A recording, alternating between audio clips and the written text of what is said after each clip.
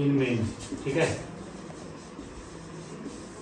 तो जनरली क्या होता है, जो रिकमेंडेड जो है इसका, कि आप इसका 250 ppm का सॉल्यूशन यूज कर सकते हैं एप्लीकेशन के लिए, लेकिन ये 250 का ppm का सॉल्यूशन मार्केट में नहीं आता।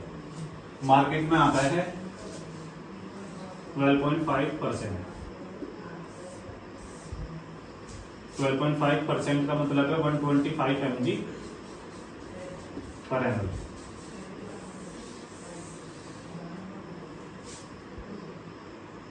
तो अगर हम मानने की बात है कि ये 125 mg को हम इसको अगर ppm में कन्वर्ट करते हैं, तो सीधे सीधे फॉर्मूला होता है कि अगर आप इसको परसेंटेज को कन्वर्ट करना है तो 10,000 से मल्टीप्लाई कर दो, अगर इसको करना है तो 1000 से मल्टीप्लाई कर दो।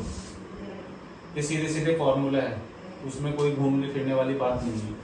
तो इसमें जो है 125 ये हो गया इतना ppm का सॉल्यूशन जो मार्केट में आता है, वो इतने ppm का सॉल्यूशन मार्केट में मिलता है। तो अब हमें कैलकुलेट करना कि हमें कितनी वॉल्यूम चाहिए, कितनी वॉल्यूम चाहिए कि हमारा सॉल्यूशन वो बन जाए जो हम उसे बनाना चाहते हैं। तो मानने की बात है कि C1V1 और C2V2 यही चलता है पूरी की पूरी केमिस्ट्री में। यहाँ पे C1 जो है कंसेंट वो है इसका, ये है 125,000 वॉल्यूम 1, इसका कितना लेंगे 1 ml। इसका अगर हम ये जो हमारे पास अमितराज है इसका 1 ml ले, हमें दूसरे सॉल्यूशन की वॉल्यूम निकालनी है, V2 हमें निकालना है, और इसकी कंसेंट्रेशन हमें रखनी है 250। ये चाहिए ना हमको 250 ml, यही चाहिए। तो जब आप इसको कैलकुलेट करोगे तो ये आएगा 500 ml।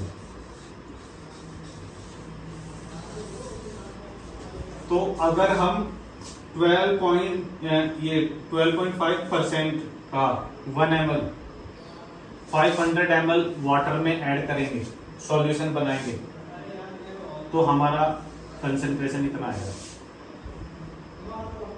तो टेक्निकली इस सॉल्यूशन का 2 ml पर लीटर और वाटर अगर हम देते हैं तो हमारा 250 mm का वो ppm का सॉल्यूशन बन जाता है। तो जब भी आप बोलेंगे कि उसको अमितराज कैसे यूज करना है डॉग में, तो आप बोलेंगे कि 2 ml 1 लीटर पे पानी में डाल के उसकी बॉडी को वो करना है। मेंज की केसेस में हम क्या करते हैं, जो मैं करता हूं, मैं तो सिरिंज में बोलता हूं कि 10 ml की सिरिंज में ले लीजिए, और जहां पे उसके फेस के आसपास हो रहा है सिरिंज से ड्रॉप बाइट डाल के उसको उधर से सॉकिंग कर दीजिए, क्योंकि कभी कभी डॉग चाट सकते हैं या कुछ इरिटेटिंग भी होते हैं, बहुत सारे फैक्टर आते हैं, लेकिन ये बहुत इफेक्टिव है। इसमें सल्फर डिप भी यूज कर सकते हैं, सल्फर बाथ भी दे सकते हैं, और मेडिकेटेड शैम्पू आते हैं जैसे मैक्टिन एजेड है, मैक्टिन एजेड, आइवरमेक्टिन भी दे सकते हैं वीकली, आइवरमेक्टिन वीकली दे सकते हैं 4 to 5 वीक्स तक। ये सब कुछ चलता है। सेकेंडरी बैक्टीरियल इन्फेक्शन को रोकने के लिए एंटीबायोटिक और क्या बोलते हैं इसको, कुछ ओमेगा 3 ओमेगा 6 फैटी एसिड।